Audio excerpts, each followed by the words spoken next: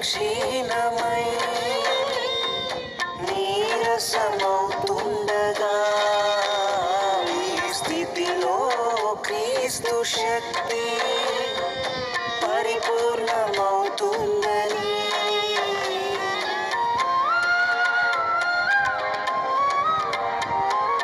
బలమే క్షీణమై నీరసమవుతుండగా ఈ స్థితిలో క్రీస్తు శక్తి పరిపూర్ణమవుతుందని నీ కృపయే చాలునయ్యా నన్ను బలముంద చేయునయ్యా నీ కృపయే చాలునయ్యా